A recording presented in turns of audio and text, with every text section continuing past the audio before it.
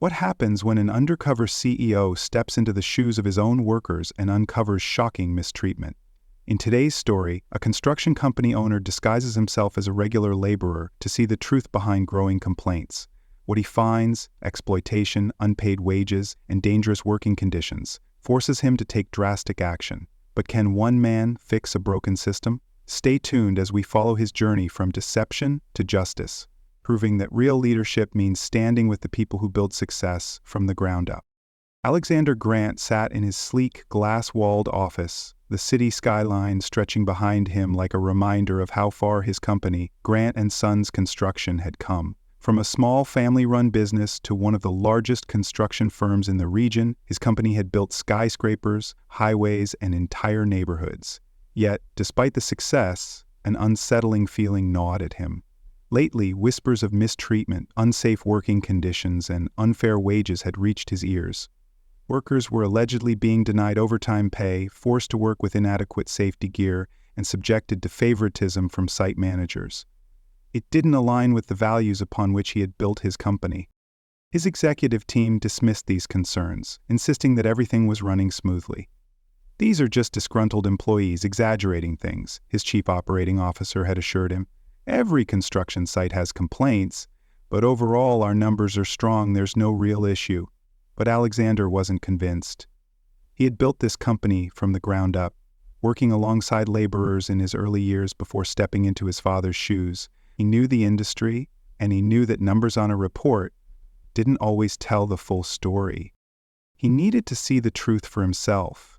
If his employees were being mistreated, he couldn't let it continue, not in his company. But he knew that walking onto a site as CEO wouldn't give him an honest picture. Workers would be on their best behavior, and managers would cover up any wrongdoing. The only way to uncover the reality was to blend in.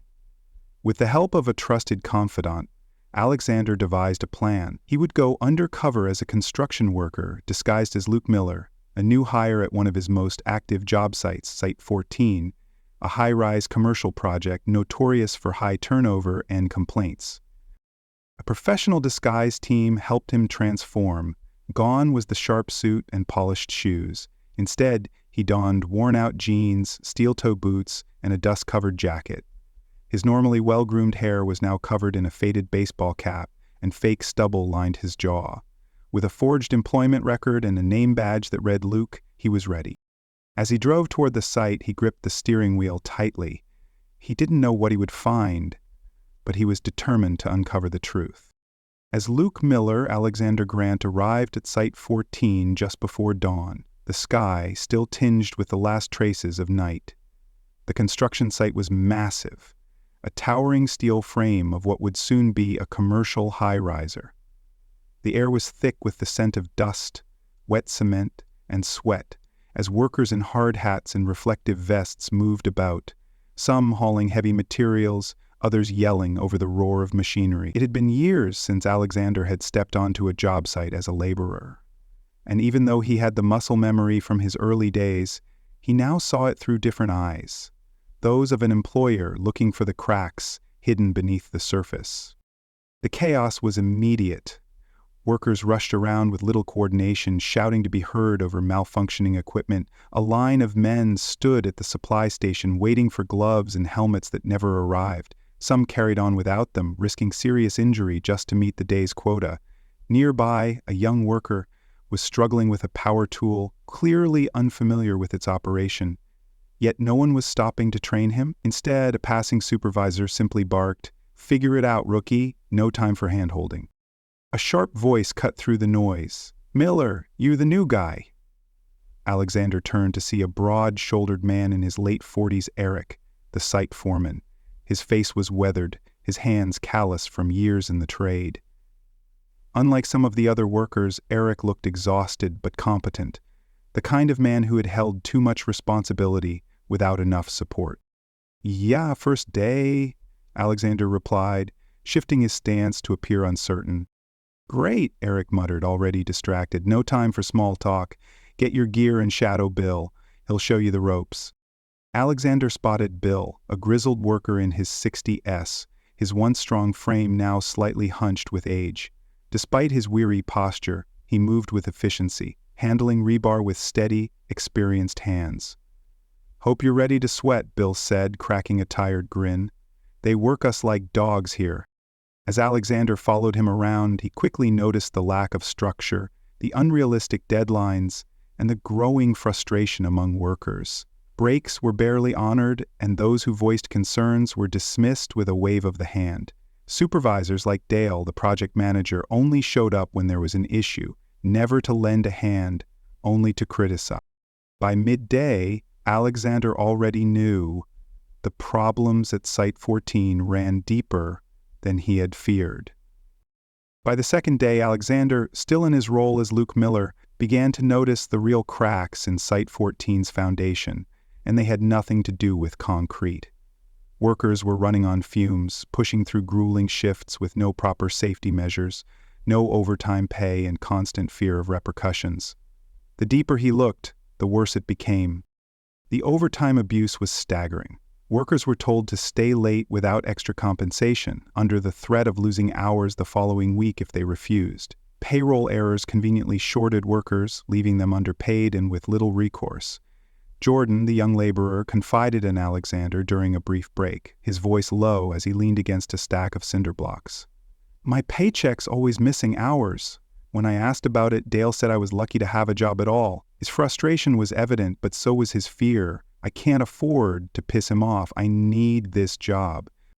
The lack of safety precautions was just as bad. Workers climbed scaffolding without harnesses, handled heavy equipment with no training, and were constantly rushed to meet deadlines at the cost of their own well-being. When a pallet of bricks nearly collapsed on a crew member, Eric, the overwhelmed foreman, stepped in, barking at the others to slow down, only for Dale to emerge from his trailer office and scoff. "This isn't daycare, Eric. If they can't handle it, they shouldn't be here."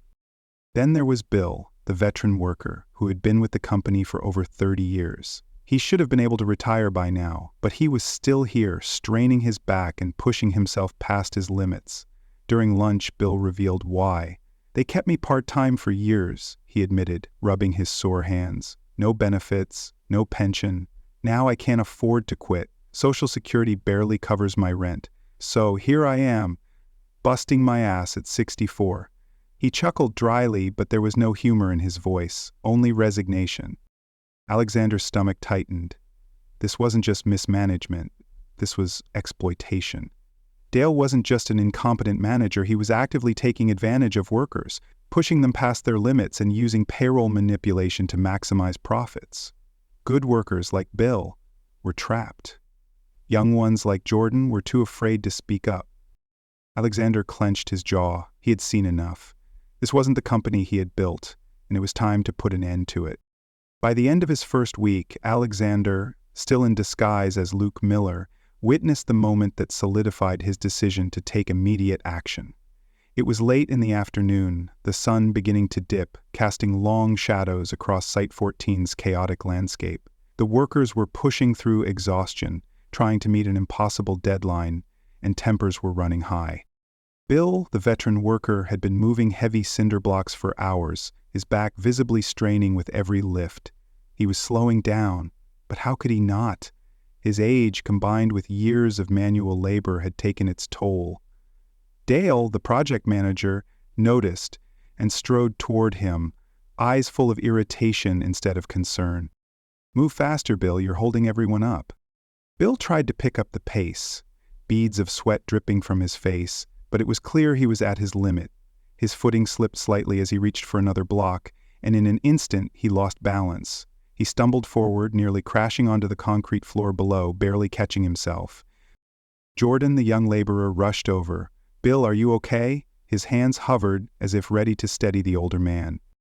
Bill nodded weakly, panting, but Dale wasn't having it. He scoffed, crossing his arms. "If you can't keep up, go home. We need workers, not dead weight." Silence fell over the workers nearby. Jordan's face twisted with anger. "He almost got hurt," he snapped. "Why don't you step in and help if you care so much about speed?" Dale's expression darkened. He took a slow step forward, his voice dropping to a quiet but dangerous level. "Watch your mouth, kid. You like having hours here? 'Cause I can make sure you don't." Jordan froze, his fists clenched, but the fear was clear in his eyes. He had seen what happened to workers who questioned Dale. Hours cut, overtime denied, work made miserable until they had no choice but to quit. Alexander felt his own rage boiling beneath the surface. He had built this company to provide stable jobs, not to let power-hungry managers bully and exploit workers like this. Dale had just shown his true colors. He saw his workers as disposable. That was it. Alexander had seen enough. As Bill straightened and walked away, clearly shaken, and Jordan stared at the ground, too afraid to push back further, Alexander made a silent vow. This ends now. Tomorrow, Dale would find out exactly who he had been mistreating. The next morning, Luke Miller walked into Site 14 for the last time. But today, he wasn't just another worker. He was Alexander Grant, and it was time to reclaim his company. He had spent a week watching Dale abuse his power, exploiting workers, and running the site like his personal fiefdom. That ended today. He didn't waste time. Marching straight to the site office, he pushed the door open without knocking. Dale sat at his cluttered desk, feet propped up, sipping coffee, as if he didn't have a care in the world. He barely glanced up. "What do you want, Miller? You're supposed to be working, not wasting my time." Alexander removed his hard hat, his gloves, and finally the dust-covered jacket that had helped him blend in all week. He straightened to his full height, his usual commanding posture returning as he pulled off his worn baseball cap. The disguise was gone. Alexander Grant had returned. Dale's brows furrowed as he finally looked up, eyes scanning the familiar face. Confusion, then realization, then pure panic. His coffee cup slipped from his fingers, spilling across his desk, but he barely noticed. "Mr. Grant? What are you doing here?" Alexander stepped forward, his voice calm but laced with authority. "I've spent the past week working under you, Dale, and I've seen everything." Dale swallowed hard, glancing toward the door as if contemplating escape. "Sir, I didn't know—" Alexander cut him off. "That's the problem, Dale. You shouldn't treat people differently based on who they are. You shouldn't need a CEO watching over your shoulder to do the right thing." His voice dropped, steel in his tone. "But you failed. You abused your workers, manipulated payroll, ignored safety regulations, and treated these men like they were disposable. That ends today." Dale sputtered, scrambling for excuses. "I was just keeping things efficient. We have deadlines, sir. Sometimes you have to be tough." "You weren't tough. You were cruel." Alexander's voice silenced the room. He turned toward the door, motioning for a security officer who had been waiting outside. "You're fired, effective immediately. Security will escort you off the premises." Dale's jaw dropped. "Wait, you can't just fire me like this." Alexander leveled him with an unyielding stare. "I can, and I just did." As Dale was hauled out, workers gathered, watching in stunned silence. Some looked at each other, barely able to process what had just happened. Others, like Bill and Jordan, exchanged glances of cautious hope. Alexander turned to face them, ready to set things right. As Dale was escorted off the premises, a hush fell over Site 14, though. The workers stood in stunned silence, exchanging uncertain glances. For years, they had been conditioned to believe that speaking up only led to punishment. Now, their tyrannical manager had been removed in a single morning. Was this real? Would things actually change? Alexander took a deep breath and stepped forward, addressing the gathered crew. "Listen up," he called, his voice steady but firm. "I'm Alexander Grant. I built this company with the belief that hard work should be rewarded, not exploited. But what I've seen here is unacceptable." Murmurs rippled through the crowd. Bill crossed his arms, watching carefully. Jordan's eyes darted between his fellow workers, as if waiting for someone to react first. Alexander continued, "Effective immediately, I'm making changes. First, all unpaid overtime is ending. If you work extra hours, you'll be paid for them. Second, anyone who was shorted on their paycheck will have it corrected, with back pay included." At this, a few workers raised their heads, surprised. "Third," Alexander went on, "we're fixing scheduling and promotions. No more favoritism. Hard work will be rewarded and wages will be reviewed to ensure fairness." A figure stepped forward. Eric, the exhausted but dedicated foreman. He hesitated before speaking. "And who's going to make sure these changes actually happen?" His voice carried years of skepticism, and it was clear that many of the workers shared his doubt. Alexander didn't hesitate. "You!" He met Eric's gaze. "I've watched how you run this site. You've been doing the job of a manager without the title or the pay. As of today, you're Site 14's new project manager." Eric's eyes widened. "What?" Alexander nodded. "You care about this crew. You've been trying to keep things together, even with no support. Now you'll have the authority to do it right. And I'll be here to make sure you have the resources you need." For the first time, workers exchanged hopeful glances. The hardened skepticism on Bill's face softened just a bit. Jordan let out a breath he hadn't realized he was holding. Alexander turned to Bill.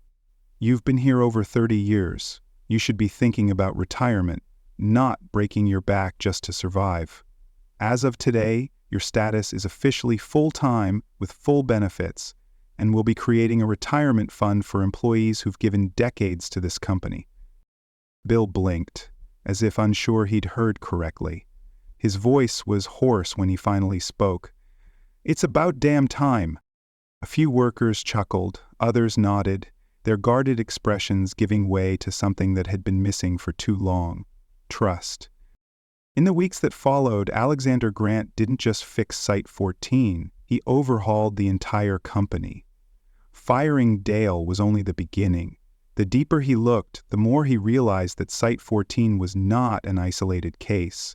Other project managers had been running their job sites with the same toxic leadership, using fear, favoritism, and payroll manipulation to control workers. This wasn't just about one bad manager, it was a systemic problem. Determined to set things right, Alexander launched a full-scale audit across all Grant & Sons construction sites. He personally visited locations across the state, speaking directly with workers without any corporate filters in the way. He met men who, like Bill, had given decades of their lives to the company only to be denied benefits. He met young workers like Jordan, who had learned to stay silent out of fear of losing their jobs. It was unacceptable. So, Alexander implemented sweeping changes. First, he ordered a complete review of payroll records and ensured that every worker who had been shorted on hours or overtime pay received what they were owed, down to the last cent. Second, he restructured management, eliminating corrupt site bosses who had been exploiting workers for years. Promotions were now based on merit, not favoritism. Hardworking employees like Eric were placed in leadership roles, replacing the ones who had abused their power. Perhaps the biggest change was the creation of an employee advisory board, a panel made up of workers from various job sites who would meet with Alexander and corporate leadership every quarter. For the first time, employees had a direct voice in company policies. If something was wrong, they wouldn't have to fear speaking up. Their input would shape the company's future. At first, there was skepticism. Could real change actually happen? But as the months passed, workers began to see the difference. Paychecks were correct, overtime was honored, safety regulations were enforced. Site managers who had once treated workers like disposable labor were now held accountable. Word spread fast through the industry. Other construction firms began taking notice. Competitors started losing workers to Grant & Sons because of its fair wages, benefits, and improved working conditions. Instead of seeing this as a financial loss, Alexander saw it as an investment. When employees feel valued, they work harder, job sites run smoother, and projects finish on time. For the first time in years, the company wasn't just successful, it was built on the foundation of fairness, respect, and trust. And this time, Alexander was making sure it stayed that way. Several months later, Alexander Grant returned to Site 14, not as Luke Miller, the undercover laborer, but as the CEO who had reclaimed his company's values. The air at the site felt different. There was no more frantic rushing due to unrealistic deadlines, no more fearful glances at supervisors, and no more whispers of unpaid hours. Instead, the crew worked with a sense of purpose and security, knowing they would be fairly compensated and treated with respect. Alexander walked across the site, nodding at familiar faces. Jordan, once hesitant and afraid of losing his job, now carried himself with confidence, assisting new hires instead of being pushed around.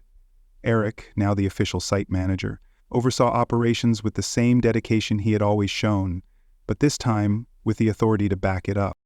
Near the break area, he spotted Bill sitting on a stack of lumber, sipping a coffee, but this time something was different. Bill was off duty.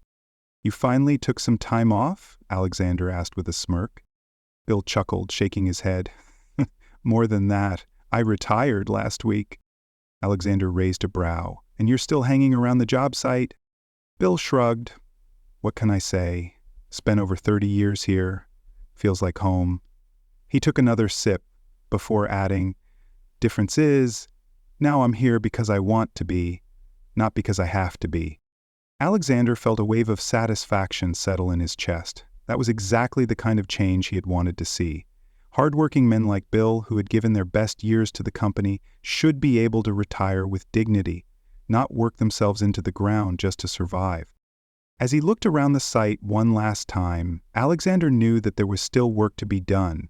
No system was perfect and challenges would always arise. But this time he had built something stronger than just another construction firm. He had rebuilt trust. He had given his workers a voice. And most importantly, he had ensured that his company would never stray from the values it was meant to uphold.